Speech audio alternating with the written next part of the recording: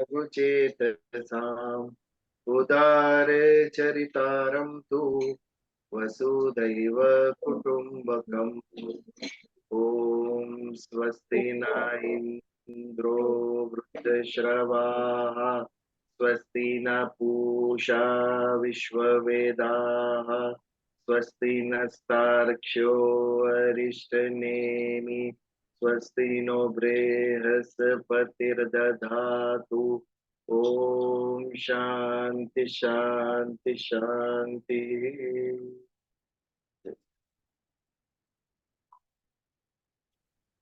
ब्रह्म निर्वाण प्रज्ञा जी पारायण करें।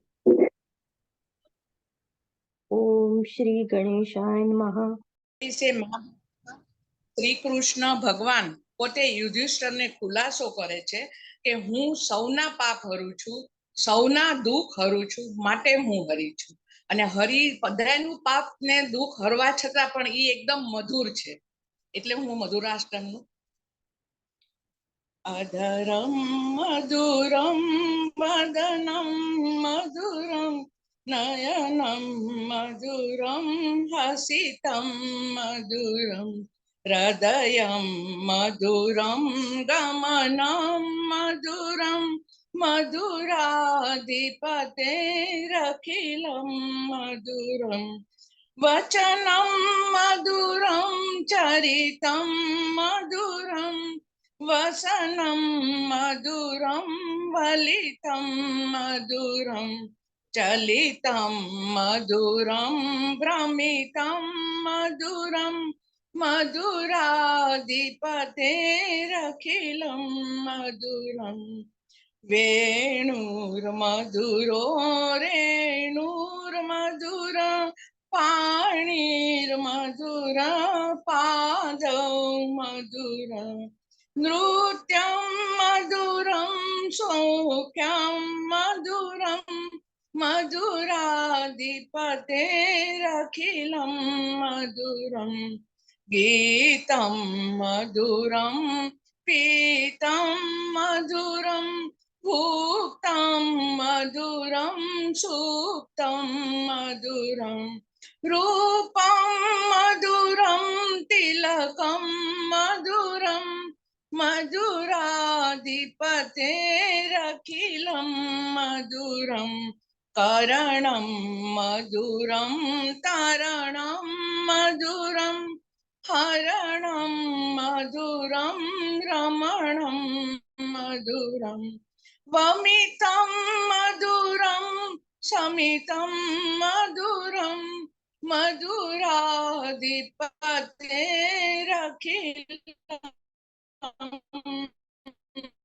मधुरं गुणा मधुरा यमुना मधुरा वीची मधुरा सलिलं मधुरं कमलं मधुरं मधुराधिपतेरखिलं मधुरं गोपी मधुरा लीला मधुरा युक्तं मधुरं भुक्तं मधुरं द्रष्टं मधुरं शिष्टं मधुरं मधुराधिपतेरखिलं मधुरं गोपा मधुरा गायो मधुरा यष्टि मधुरा सृष्टि मधुरा दलितं मधुरं फलितं मधुरं मधुराधिपतेरखिलं मधुरं मधुराधिपतेरखिलं मधुरं मधुराधिपतेरखिलं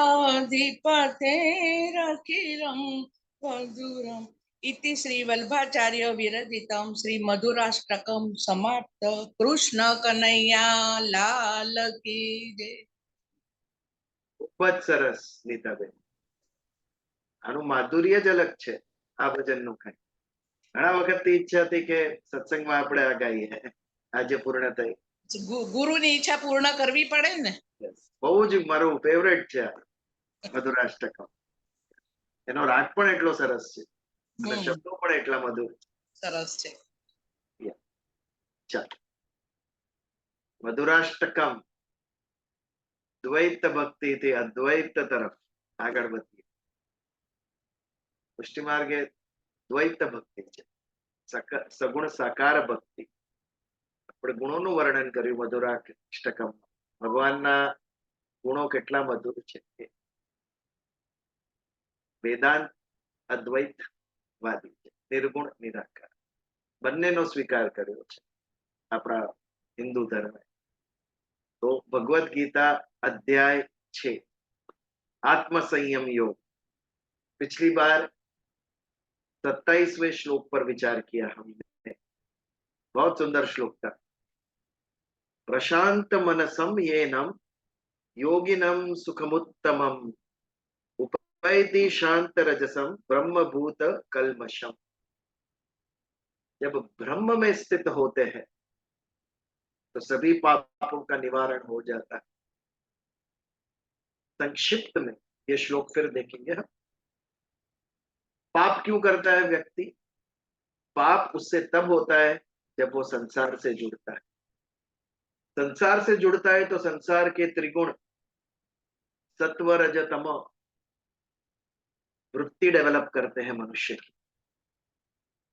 किसी की वृत्ति सात्विक होती है, किसी की राजसी, किसी की तामसी. पूर्णतया नहीं, हम सभी में ये तीनों वृत्ति होती है, बट किसी में सात्विक ज्यादा, किसी में राजसी ज्यादा, किसी में तामसी ज्यादा.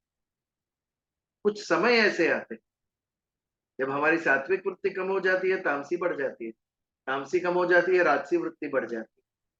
उसके मुताबिक, वृत्ति के मुताबिक हमारे मन में इच्छाएं उद्भव होती है. इसीलिए मनुष्य इतना कॉम्प्लेक्स है, अनप्रिडिक्टेबल. एक व्यक्ति एक ही सिचुएशन में अलग रिएक्ट करता है. एक व्यक्ति एक ही दूसरे मनुष्य के साथ अलग रिएक्ट करता है, क्योंकि हमारे अंदर वृत्तियां, प्रकृति चेंज स्वरूप है, बदलाव स्वरूप है. निरंतर बदलती रहती है प्रकृति. जो कल था वो विश्व आज नहीं है. यहां तक कि हम एक वाक्य बोलने की शुरुआत करते और अंत करें उस वाक्य का, तब तक वो भूतकाल बन जाता है पहला शब्द. इतनी फास्ट प्रकृति बदलती. तो हमारे मन के भाव भी बदलते हैं.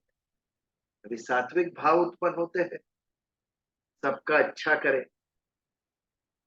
सत्य के मार्ग पे चलने की इच्छा होती है, धर्म यानी कर्तव्य करने की इच्छा होती है कि चलो कुछ करें. मनुष्य जन्म मिला है तो केवल अपने लिए ना जिए, लेकिन धर्म के लिए, ईश्वर के लिए, अन्य मनुष्य, अन्य सारे जीव के लिए कुछ करे. ये भाव, ये सात्विक भाव है. यदि ये इच्छाएं आपके अंदर आए तो समझना कि आपके अंदर सात्विक भाव उद्भव हुआ है. कभी राजसी भाव उत्पन्न होता है, हमारा मैं जागृत हो जाता है. मैं ये करूं, मैं वो करूं, इससे लोग मेरी तारीफ करेंगे, मुझे अप्रिसिएशन मिलेगा, मेरी वाहवाह होगी, मुझे सम्मान मिलेगा. तो जो अन्य के लिए करते हैं निस्वार्थ भाव से, वो सात्विक. जो स्वयं के लिए स्वार्थ भाव से करते हैं, जिसमें मैं हूं, अहम, ये होता है, वो राजसी. और कभी कुछ न करने की इच्छा होती है. सबसे खतरनाक आलस्य. आलस्य यानी मृत्यु. ये जो मनुष्य जीवन मिला है, यदि इस जीवन को कुछ न करने में हम बिता दें तो उसमें और मृत्यु में कोई अंतर नहीं. ये जो जन्म मिला है मनुष्य का, वो सत्कर्म करने के लिए मिला है. ईश्वर के समीप जाने के लिए केवल ये देह एक मात्र साधन है. मनुष्य देह, हजारों लाखों योनियां है, किसी भी, वो सब मूढ़ चित्त वाली योनियां है. चित्त के 5 प्रकार, मूढ़, क्षिप्त, विक्षिप्त, एकाग्र और निरुद्ध, ये हमने देखा. वो सब मूढ़ योनियां है. उनको समझ ही नहीं है कि मैं कौन हूं. जब स्वयं की समझ नहीं है तो ईश्वर की समझ कहां से आएगी? ना अन्य की समझ है कि जैसा मैं हूं वैसा ही दूसरा है व्यक्ति। तो ये जो अज्ञान स्वरूप है वो तामसी भाव। ये भाव के जो व्यक्ति है, मूढ़ व्यक्ति, वो सारा जीवन कुछ न करने में बिता देते हैं। प्रकृति से जो स्वभाव मिला है उसके मुताबिक ही जीना, खाना पीना और सोना, इससे आगे कुछ भी नहीं। कर्मण्यवाधिकारस्ते, ये जो बात है ये केवल मनुष्य ने समझी। भगवान ने कहा तुझे मैंने आशीर्वाद दिया है कि तू नए कर्म कर सकता है। केवल तेरा जो कंप्यूटर प्रोग्राम होके आया है उससे भी आगे तू कितना बढ़ सकता है। अब हम अवकाश में एक व्यक्ति को भेजने वाले हैं। आज तक हमने यान ही भेजा। चंद्र पर हमारा यान गया, मंगल पर हमारा यान गया, वहां तक संतुष्ट नहीं हुआ मनुष्य। अभी स्पेस में, अंतरिक्ष में मनुष्य को भी भेजने का प्लानिंग शुरू कर रहा है। अभी से लोग चंद्र पे कॉलोनी बसाने की बात कर रहे हैं कि भूतकाल में अगर पृथ्वी पर रह ना सके तो चंद्र पर रहने जाएंगे। कहाँ रहते हो इसका इंपॉर्टेंस नहीं है, कैसे रहते हो इसका इंपॉर्टेंस। पहले अपने परिवार में और अपनी सोसाइटी में रहना सीखो, फिर चांद पे रहने की बात करना। इतने दूर भौतिक स्तर पर पहुंचेंगे लेकिन मानसिक स्तर पर आज भी हमारे राग द्वेष गए नहीं। आज भी लोगों के बीच में युद्ध होता है, केवल झगड़ा नहीं, युद्ध होता है। ये अभी तक मनुष्य ने एक आदर्श राष्ट्र का निर्माण नहीं किया है। न वैराज्यम न राजासी न दंडो न च दांडिका धर्मेणेव प्रजास्तावत रक्षन्ति स्म परस्पर। ऐसा राष्ट्र कि जहां पुलिस की जरूरत नहीं है, जहां आर्मी की जरूरत नहीं है, जहां राजा की जरूरत नहीं, जहां कोर्ट की जरूरत नहीं है। कुछ आपदा आई तो, मुसीबत आई तो रक्षन्ति स्म परस्पर, एक व्यक्ति दूसरे व्यक्ति का रक्षण करे। हम लोग अपने आप को सिविलाइज्ड कहते हैं, सभ्य समाज, लेकिन हमारी हर एक सिटीज में, हर एक शहर में इतने सारे पुलिस स्टेशन होते हैं। सिविलाइज समाज में पुलिस स्टेशन की आवश्यकता है, लेकिन कभी आदिवासी एरिया में जाइए, नो पुलिस। जंगलों में आदिवासियों के कहीं पुलिस या कोर्ट देखी? वो आए कभी केस करने? सुने मर्डर्स उन लोग के यहाँ, चोरियां सुनी? कौन सिविलाइज्ड है ज्यादा? तो बहुत बड़ा क्वेश्चन मार्क है। हम सिविलाइज्ड है, हम सभ्य है कि वो आदिवासी सभ्य है कि जो लड़ते नहीं, झगड़ते नहीं, जिन्हें पुलिस की, कोर्ट की किसी की आवश्यकता है, समझ के रहते हैं वो सब। रक्षन्ति स्म परस्परम। हम ज्ञानी है, हम डिग्री धारक है, हमने संपत्ति एकत्रित की है, और इसके साथ हमारा मैं भी इतना बड़ा हो गया कि कोई किसी की सुनता नहीं है। Nobody follows any rules. Ultimate democracy, मने जेम गमे जेम करी। दो व्यक्ति साथ रहेंगे कैसे अगर सबको अपने मन की करनी है तो? सभ्यता के नियम है कुछ। उसके लिए हमारे व्यक्तिगत स्वार्थ को बाजू पे रखना पड़ेगा। त्याग वृत्ति बहुत आवश्यक है, साथ रहने में, साथ चलने में, साथ काम करने में। सिर्फ मेरा नहीं, हम सब, ये बात होनी चाहिए हमारे अंदर। तो ये तामसी भाव जब जागृत होता है तो हमें कुछ नहीं करने की इच्छा होती है, व्यक्ति कुछ नहीं करता है। ये सब पाप उत्पन्न करते हैं। जैसी हमारी इच्छा हुई वैसे हमारे कर्म हो गए, और ये वृत्तियां, गलत इच्छाएं पाप करवाती है। तो जब तक हम संसारिक बंधनों से जुड़े हुए हैं तब तक हमसे पाप होता रहेगा। इसके आगे हमने ध्यान का प्रकरण जो अभी चल रहा है, क्यों ध्यान करें? मोक्ष के लिए ध्यान करें, अपने आत्मा के कल्याण के लिए ध्यान करें। ये जो शरीर को मैं अपना समझकर इस संसार से जुड़ा हुआ हूं, जिसके द्वारा पाप हो रहे हैं, जिसके द्वारा पुनर्जन्म प्राप्त होता है, उस शरीर से मैं कैसे मुक्त हूं? आत्मा का दर्शन कर, परमात्मा का दर्शन कर, और उस परम तत्व में स्थित हो जा, संसार से हटकर, इसके लिए ध्यान की आवश्यकता है। तो ये जब ब्रह्म में मैं जब स्थित होऊंगा, तो मेरे संसार से सब बंधन टूट जाएंगे। अब मुझसे पाप नहीं होगा। मेरा मन जो इच्छाएं करता है वो उपराम हो गया। उपराम यानी उसने कर्म करना छोड़ दिया। जब ये समझ आ गई कि मैं मन बुद्धि चित्त अहंकार नहीं हूं, तो उसका कोई महत्व नहीं रहा। सारी इच्छाएं गई, और जब मन से इच्छाएं गई तो मन शांत हुआ। ये जो इच्छाएं मन में होती है, वो मन को बांध के रख देता है, और जैसे ही मन बंधता है कि हम स्ट्रेस फील करते हैं। ये इच्छा जब तक पूर्ण होगी नहीं, तब तक मन को पकड़ के रखती है। मन को फ्री होना है। मन चंचल है, एक स्थान से दूसरे स्थान पर उसे उड़ना है, लेकिन इच्छाएं मन को पकड़ लेती।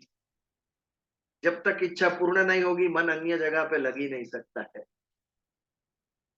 जब हमें कोई तीव्र इच्छा होती है ये करना ही है, तो जब तक पूरी नहीं होती है, तब तक अन्य किसी भी जगह पे मन लगेगा नहीं। ये इच्छाएं मन को पकड़ लेते, इससे स्ट्रेस, इससे दुख, इससे मन अशांत होता है। और जब इच्छा पूर्ण होती है तो इच्छा मन को छोड़ देता है, and then again mind is relax. और जब रिलैक्स हो गया तो हमने सुख की अनुभूति की। तो ये प्रशांत मनसम, शांत से भी ऊपर प्रशांत। इच्छा पूर्ण हुई तब टेम्पररी शांत हुआ मन, लेकिन परमानेंट शांति कब आई? जब मन उपराम हो गया। उपैति शांत रजसम ब्रह्मभूत कलमशा।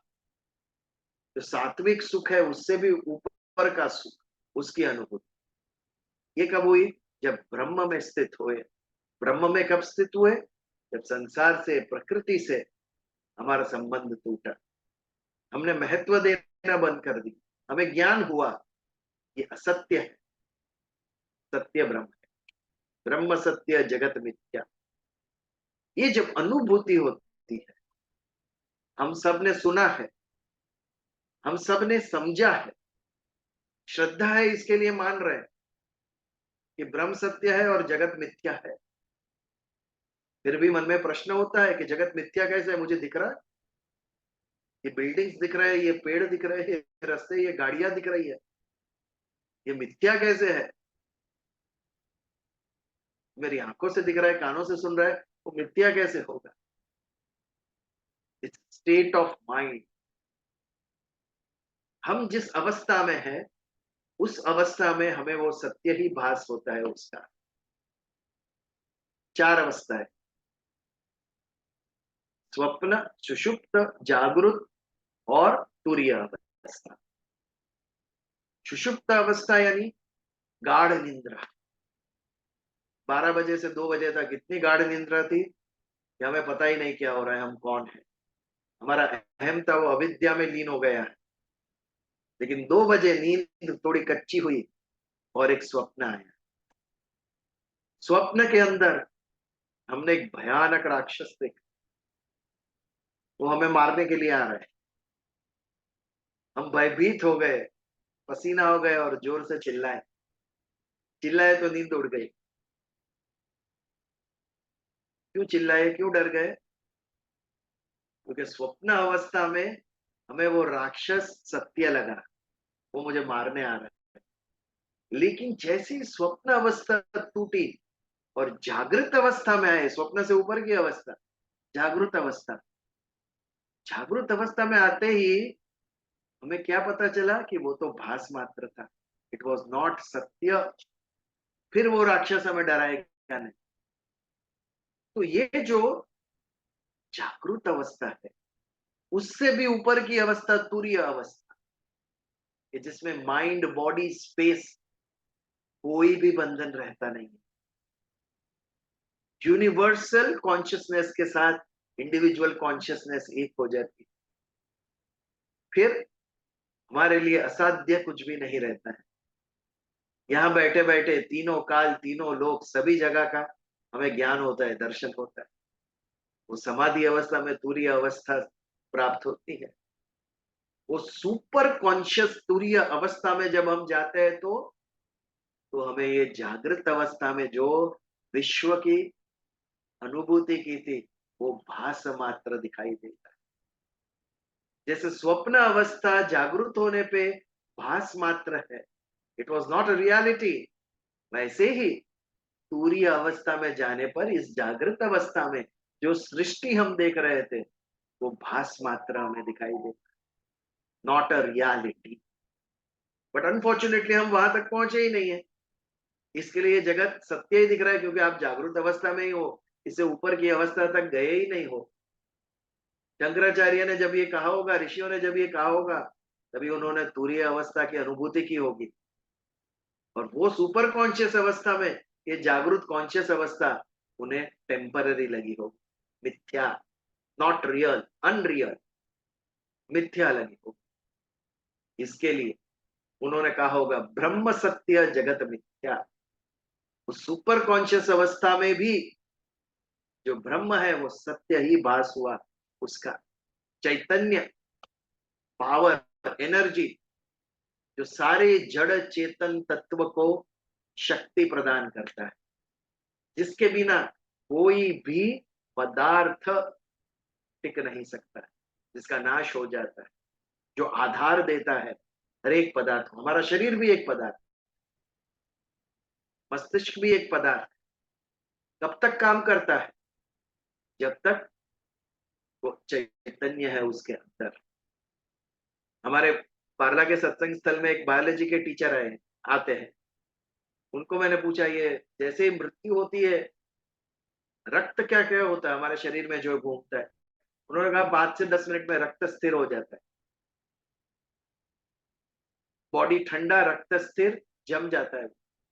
आफ्टर सम टाइम आप काटो शरीर को तो रक्त आएगा ही नहीं उसमें। क्या हो गया रक्त को, जो 10 मिनट पहले पूरे शरीर में घूम रहा था? कौन सा बल था जो घुमा रहा था सारे शरीर में उस रक्त को? कि कुछ एनर्जी गई शरीर में से और वह रक्त जम गया, पूरा घूमना बंद कर दिया उसने, स्थिर हो गया वो रक्त। वहां पर कुछ एनर्जी थी, कुछ शक्ति थी हमारे अंदर, अदृश्य शक्ति जो हमारे शरीर के अंदर हृदय को चलाती है। 120/80 कौन चलाता है? ये हृदय। बाहर ट्रे में ले लेते हार्ट तो भी धड़कता रहता है, कौन धड़का रहा है इसको? कहां से शक्ति मिल रही है ये हृदय को धड़कने की, बताए? Nobody nose, scientist doesn't know. इसके लिए साइंटिस्ट उसे डार्क एनर्जी कहते हैं, dark energy and dark knowledge, जो पता नहीं है कौन सी एनर्जी ये हृदय को चला रही है, कौन सी एनर्जी पृथ्वी को घुमा रही है गोल गोल। इतनी बड़ी इतनी भारी पृथ्वी कैसे गोल घूमती है अपनी दरा के ऊपर? नोबडी नोस, डार्क एनर्जी इसे कहते हैं। तो इस प्रकार कण कण मात्र में, अणु अणु मात्र में जो एनर्जी स्वरूप है वो सत्य, इसकी अनुभूति की ऋषियों ने तुरीय अवस्था। और तभी कहा ब्रह्म सत्य जगत मिथ्या।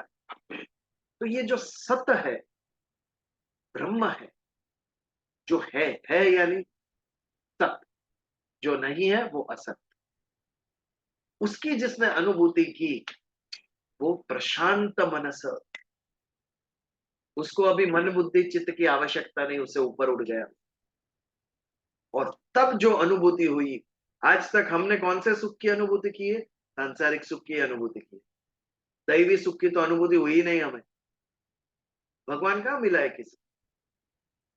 भगवान के भजन गाने से जो आनंद और सुख मिलता है वो सात्विक सुख, क्योंकि वो मन और बुद्धि से हमने ईश्वर की कल्पना की, मन और बुद्धि से ईश्वर के समीप गए हम, ये सात्विक सुख। बट वो भी सांसारिक है, क्योंकि सत्व रज तम ये तीनों प्रकृति से मिले हैं। बट दैवी सुख, ये तीनों का त्याग करके जब हम ब्रह्म में स्थित होते हैं और अपने आप स्वयं प्रकाशित एक ज्ञान, एक आनंद का अनुभूति होती है, वो अत्यंत, तो प्रशांत मन, शांत मन होता है, तभी हमें वो प्राप्त होता है। तो ऐसे सुख की बात यहाँ पर भगवान कर रहे हैं कि ध्यान मार्ग पर अर्जुन, जब तू सिद्धि प्राप्त करेगा तब क्या होगा? तब प्रशांत मनसम ये नम योगी नम सुखम उत्तमम, उत्तम सुख तुझे अनुभूति होगी। उपैति शांत रजसम, तेरे रज तत्व शांत हो जाएंगे, तेरा मन उपराम हो जाएगा। ब्रह्म भूत कल्मश, ब्रह्म में स्थित होने से तेरे सभी पाप, कल्मश यानी पाप, पापों का नाश हो जाए। ये तो 27वां श्लोक। और यही बात 28वें श्लोक में भी की भगवान, इसका ही अनुसंधान। युज्यनेव सदात्मानं योगी विगत कल्मषः सुखेन ब्रह्म संस्पर्शम अत्यंतम सुखमश्नुते। यही बात है 28वें श्लोक में भी।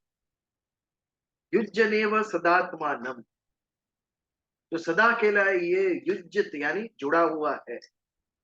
योगी विगत कल्मष, ईश्वर से जुड़ गया, उसके सारे पाप धुल गए, सारे पापों का नाश हो गया।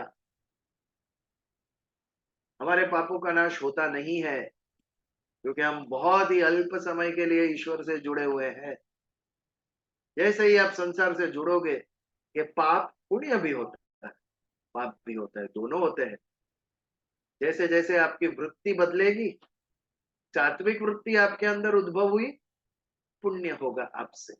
पर जैसे ही राजसी और तामसी वृत्ति उद्भव हुई मन के अंदर, पाप भी होगा। तो ये चक्र चलता ही रहेगा क्योंकि हम संसार से जुड़े हुए हैं। मन और बुद्धि किस में लगा है? संसार में लगा हुआ है, परिवार में लगा हुआ है, रिलेटिव्स में लगा हुआ है, फ्रेंड्स में लगा हुआ है, एंजॉयमेंट, पार्टीज, घूमना फिरना, इसमें ही मन लगा है।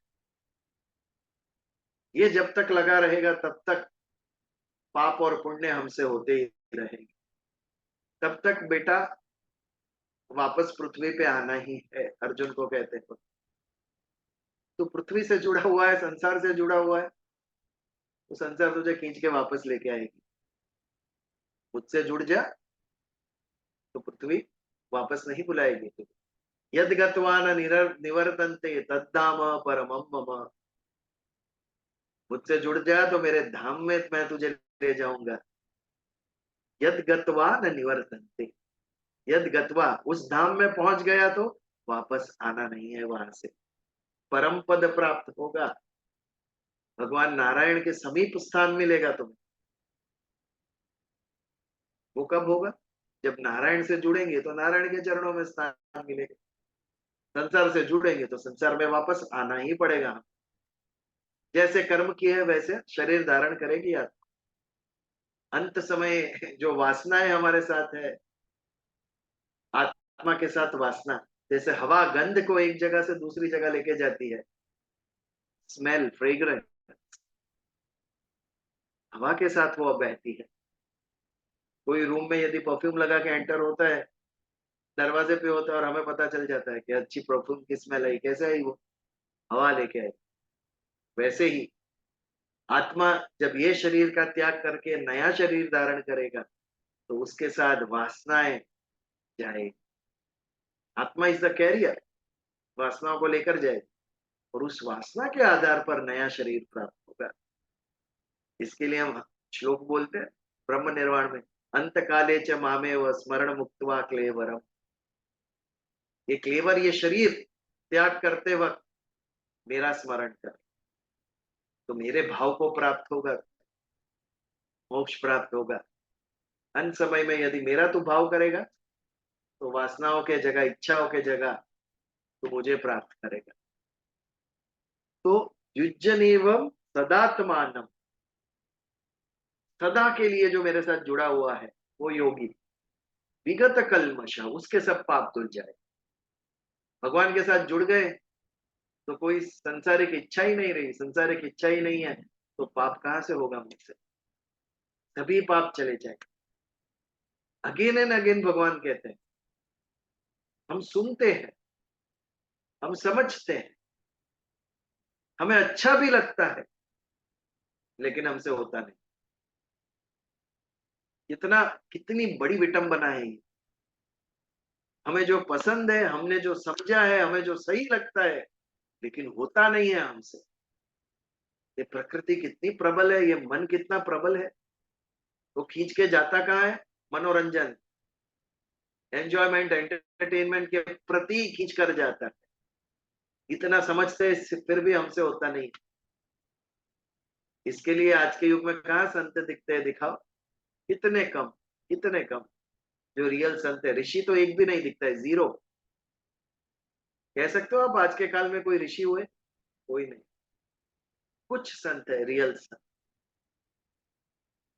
मटेरियलिज्म, साइंस, टेक्नोलॉजी इतनी जबरदस्त प्रगति की है। गलत नहीं है, त्याग नहीं करना है उसका, क्योंकि ये शरीर के लिए उसकी भी आवश्यकता है। ये जीवन जब हम जी रहे हैं तो साइंस टेक्नोलॉजी हेल्प करती है, हमें मदद करती है। उसका त्याग नहीं करना है, लेकिन केवल उपयोग करना है। हम जुड़ गए उसके साथ। हमारे बच्चों को उसके अलावा कुछ सिखाते ही नहीं। स्कूल में, नर्सरी में, प्ले ग्रुप से एबीसी 1 2 3 यही सब भौतिक विश्व का ज्ञान केवल, इससे आगे की सोच नहीं। जीवन में आर्थिक प्रगति कैसे करनी है, बस इसकी शिक्षा दे रहे हैं हम उन्हें। विद्या का हेतु भी करियर, विद्या का हेतु करियर कभी नहीं था। शिक्षा और विद्या मुझे मनुष्य बनाने के लिए है। मुझ में और पशु में अंतर है तो वो विद्या है। विद्या विहीन नर पशु। मेरे अंदर से पाश्विक गुण निकालने के लिए विद्या है, और उसको हमने कमाने का जरिया बना दिया। वो भी ठीक है, लेकिन केवल वो ही रखा, उसके आगे कुछ नहीं। इसके लिए सब कुछ होते हुए भी इंसान दुखी है। सब कुछ है हमारे पास, फिर भी दुख इतना। 2 जनरेशन पीछे देखो, हमारे ग्रैंड पेरेंट्स की लाइफ शायद इतनी खुशहाली नहीं थी, आर्थिक संपत्ति नहीं थी, फिर भी खुश थे वो।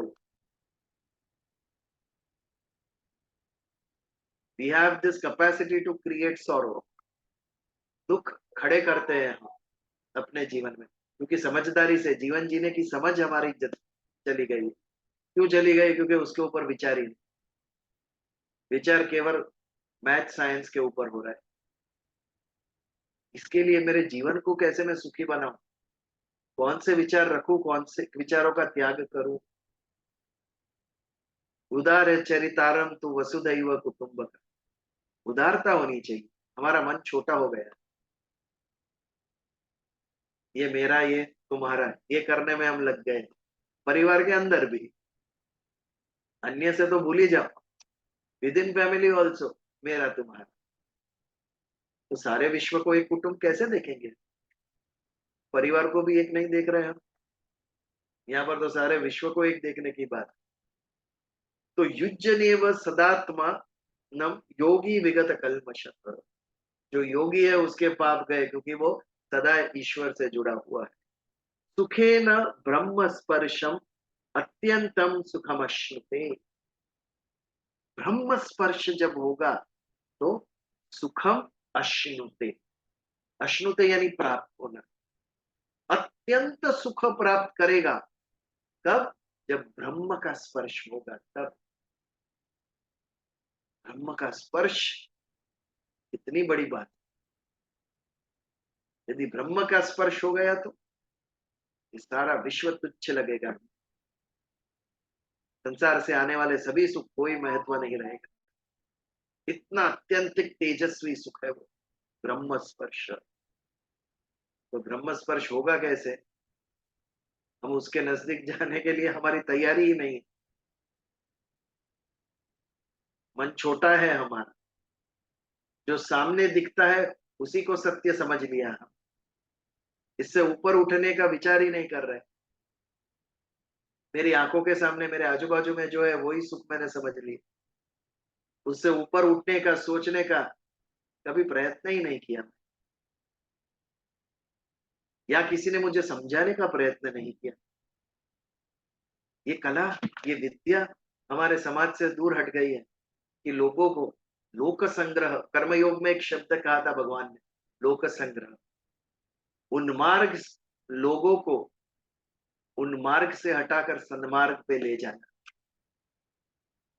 सांसारिक भौतिक मटीरियलिस्टिक हैप्पीनेस से खींचकर डिवाइन हैप्पीनेस की तरफ ले जाना। एक दो लोगों को नहीं, बहुत सारे लोगों को। दैट इज लोक संग्रह। ये हमारे जीवन का ध्येय होना चाहिए, लोक संग्रह। असत्य के मार्ग से हटाकर लोगों को सत्य के मार्ग पे ले जाना, ये कर्म योग है। इसके लिए प्रयत्न होना चाहिए। ये प्रयत्न करना छोड़ दिए। हम सब सीख कर नहीं आए थे, लेकिन जिसने सीखा है उसका, उसकी जिम्मेदारी है, उसका दायित्व है, उसका धर्म है कि अन्य तक ये विचार लेके जाए, जो उसे असत्य के मार्ग से हटाकर सत्य के मार्ग पर चलाना सिखाए। ये धर्म है। बट हमारे लिए धर्म सेवा, पूजा, पाठ, फूल चढ़ाना, जल चढ़ाना, प्रसाद और आरती, यहां तक धर्म रह गया।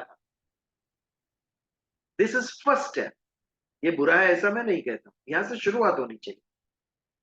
ये हमें ईश्वर से एक रूप करता है, लेकिन यहां से फिर ऊपर उठना चाहिए। This is nursery. हम नर्सरी में ही अटक गए। क्यों? बहुत मजा आई। नर्सरी, प्ले ग्रुप, खाली खेलना है, कोई परीक्षा नहीं, कोई टेस्ट नहीं, कुछ सीखना नहीं, बस कितना सिंपल है। जल चढ़ाना, हनुमान चालीसा बैठ के बोलना, गलत नहीं है ये, तो उससे तो ऊपर जीवन को समझो। मैं कौन हूं, विश्व क्या है, अन्य व्यक्ति, ईश्वर, सभी के ऊपर विचार होना चाहिए। तभी हमें राइट पर्सपेक्टिव दिखेगा। ये जो मनुष्य जीवन मिला है उसके साथ क्या करना है मुझे, ये बात तब समझ में आएगी जब युज्यनेव सदात्मानम, सदा के लिए हम जुड़ेंगे तब। एकादशी क्यों कर रहे हैं? પુણ્ય મળે એટલે કરીએ છીએ એકાદશી। વર્ષોથી ઘરમાં થતી આવી છે એટલે કરીએ છીએ એકાદશી। એકાદશીએ તમે આટલા સારા છો, બારસે શું થઈ જાય છે તમને? કેમ આખા બદલાઈ ગયા બારસે તમે? भगवान ने ये तो नहीं कहा है खाली एकादशी के दिन अच्छा रहना है आपको। एकादशी तो एक एग्जाम्पल है। एकादशी के दिन तू जितना अच्छा है, बाकी के दिन भी तुझे इतना ही अच्छा रहना। ये तो एक ट्रायल दी भगवान कि एटलीस्ट इतना तो कर। लेकिन हमने उतना करके ही संतुष्ट हो गए वहां पर। भगवान ने एकादशी कहा है, हमने कर डाली। अरे उतना तो कर, यानी इससे आगे बहुत कुछ कर सकता है। शुरुआत कर, ये बात उसके अंदर। यदि हम भगवान के साथ जुड़ते हैं एकादशी के दिन, तो हमारे अंदर परिवर्तन आना ही चाहिए। और अगर परिवर्तन मेरे विचारों में नहीं आया उससे, यदि सात्विक विचार मेरे उद्भव नहीं होते हैं, तो मैं ईश्वर के साथ जुड़ा ही नहीं। खाली मैं दिखावा कर रहा हूं, ढोंग कर रहा हूं। आज मैंने उपवास रखा ताकि सब वाह वाह करें। आप जुड़े ईश्वर के साथ। कि परीक्षा कैसे होगी? आपके वर्तन से, आपके विचार से, आपकी वाणी से। यदि मन से जुड़े भगवान के साथ, तो इसके ऊपर परिणाम होगा ही। आपकी संकुचितता जाएगी ही मन की। आप विश्वरूप हो जाएंगे भगवान के जैसे। सभी अपने लगेंगे। आगे के श्लोक में यही बात है। संकुचितता को निकाल और सब में मुझे देख। Grow, this is growth. हम ग्रोथ किसे कहते हैं? एक फैक्ट्री थी, 4 फैक्ट्री, किसे ग्रोथ कहते हैं? Sorry, your thinking pattern should grow. संकुचितता जानी चाहिए और उदारता आनी चाहिए। That is a growth of an individual. सुखेन ब्रह्म स्पर्शम अत्यंतम सुखम अश्नुते। ब्रह्म स्पर्श करने से अत्यंतिक सुख की अनुभूति होगी, जिसके आगे वैश्विक सुख कुछ भी नहीं है, सांसारिक सुख कुछ भी नहीं है। लेकिन हम तो नर्सरी में ही खुश है ना। यहाँ से जो सुख मिल गया उसी में खुश हो गए। फर्स्ट में जाना ही नहीं हमें, क्योंकि मार्ग कठिन है। फर्स्ट से परीक्षा चालू होगी, वो परीक्षा नहीं देनी है मुझे। God takes test. ऐसे ही परीक्षा लिए भी नहीं थोड़ी पेपर पे पास कर देंगे हमें भगवान, बट हमारी तैयारी नहीं। हम जहां पर अटके वहीं रहने दो भगवान। तामसी वृत्ति, कष्ट नहीं करना है मुझे। ये जो सुख, लग्जरी, कंफर्ट मिला है वो छोड़ना नहीं है मुझे। भगवान के मार्ग पे कष्ट है, परीक्षा लेते हैं भगवान। आप संतों का जीवन देखो, किसी को ऐसे ही ईश्वर प्राप्त नहीं हुए। कड़ी कड़ी से कड़ी परीक्षा ली है भगवान संतों की। हमारी तैयारी नहीं है। हमें धर्म भी इजी चाहिए। तो ब्रह्म स्पर्श से जो अत्यंतिक सुख मिलता है, उस मार्ग पे चलने की तैयारी होनी चाहिए, भले ही कष्ट हो। उस मार्ग के ऊपर सारी भगवत गीता में मैं देखता हूं भगवान ने अल्टीमेट बात कही है, अर्जुन दिस इज अल्टीमेट। यहां तक एज अ जीव, एज अ मनुष्य तू पहुंच सकता है। ये हमें संकेत कर रहे हैं भगवान कि देख यहां तक तू पहुंच सकता है। वहां तक ना पहुंचे तो ना सही, लेकिन उस दिशा में तो चलने का शुरुआत कर। अगर इतनी भी तैयारी नहीं है तो व्यर्थ है। तो युज्यनेव सदात्मानम योगी विगत कल्मषः। जब ईश्वर से एक रूप हो गया तो तेरे सभी पाप गए। सुखे न ब्रह्म संस्पर्शम, ब्रह्म स्पर्श से सुख आएगा, तुझे प्राप्त होगा। अत्यंतम सुखम अश्नुते, अत्यंतिक सुख प्राप्त करेगा। ये 28वां श्लोक था। तो 27 और 28वें श्लोक के ऊपर यदि किसी के मन में कोई बात या कोई प्रश्न आया हो तो बताइए, नहीं तो फिर आगे बढ़ते हैं 29th श्लोक के ऊपर। एनीबडी?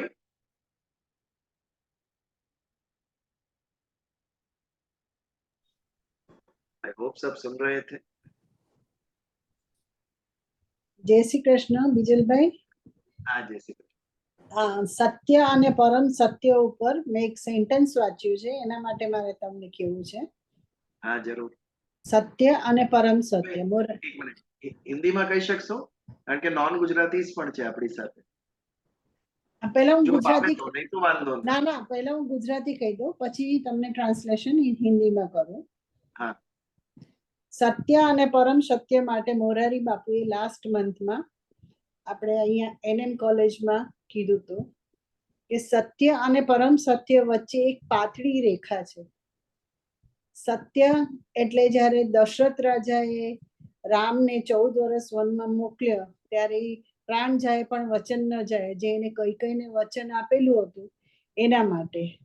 અને સત્ય એટલે એને સત્યનો માર્ગ અપનાવ્યો અને પરમ સત્યને એને વનમાં મોકલ્યો।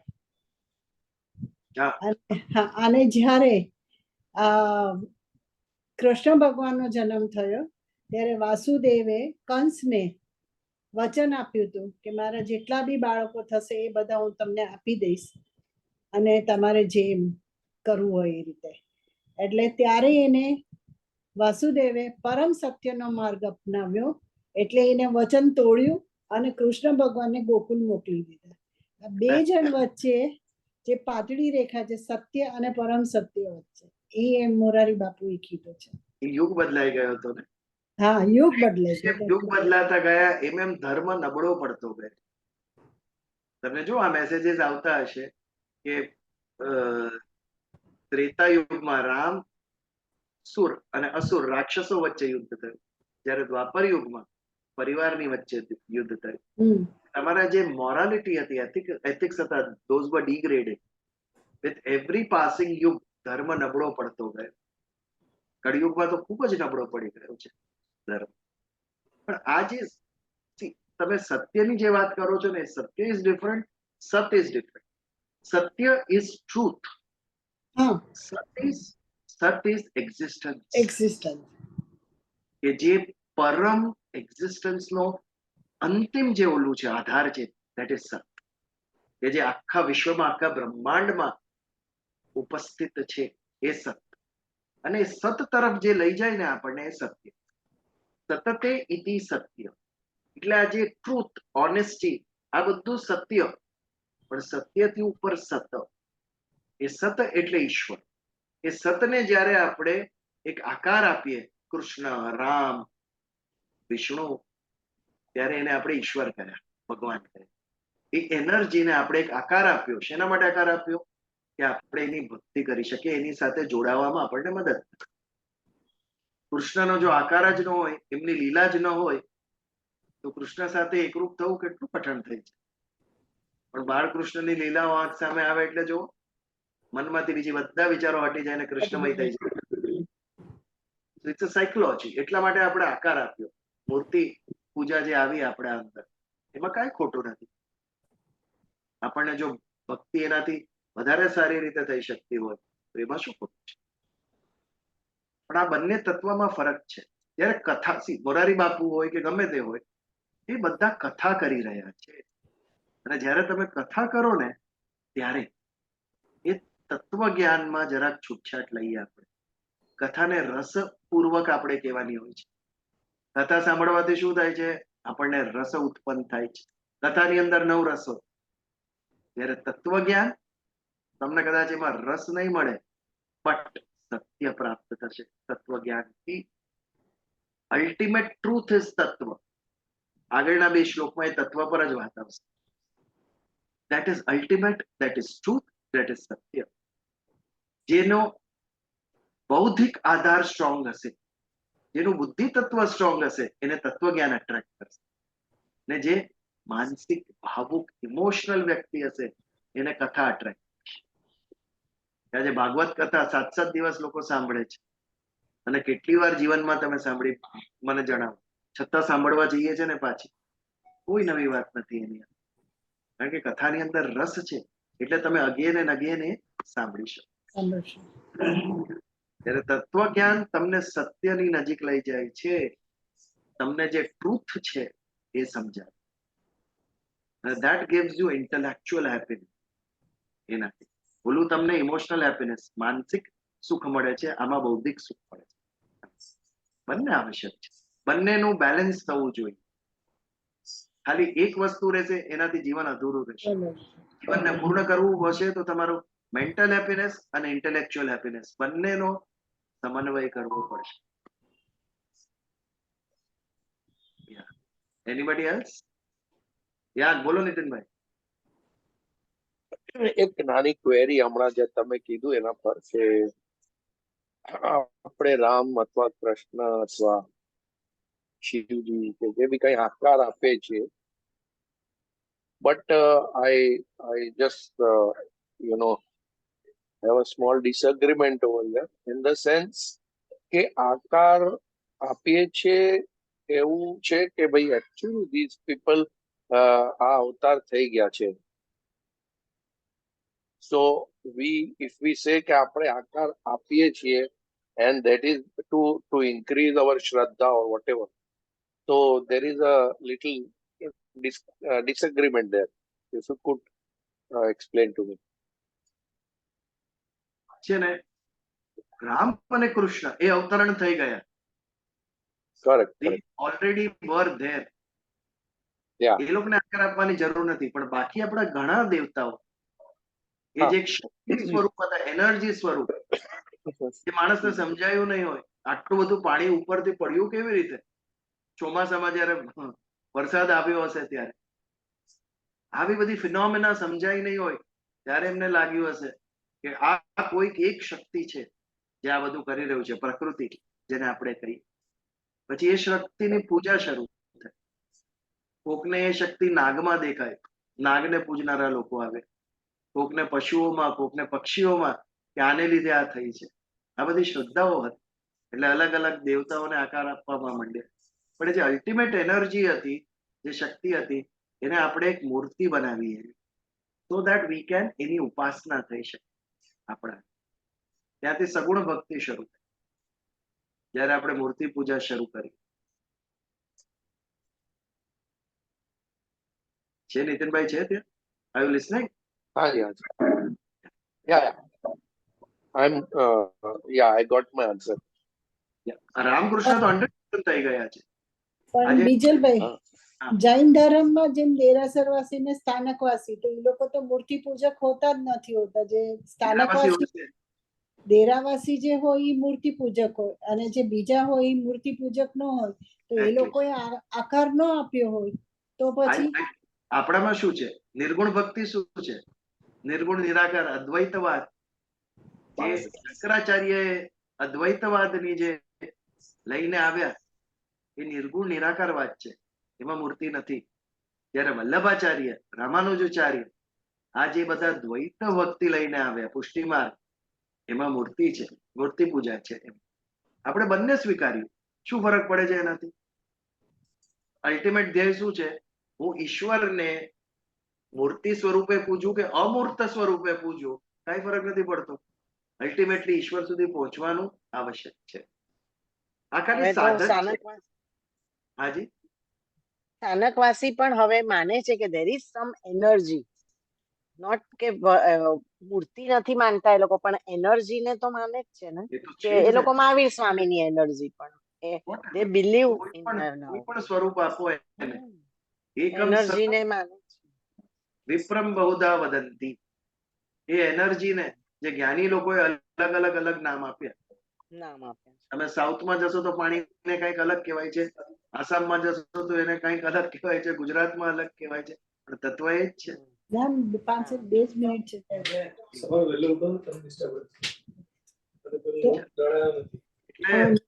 આપણે જે માર્ગ છે.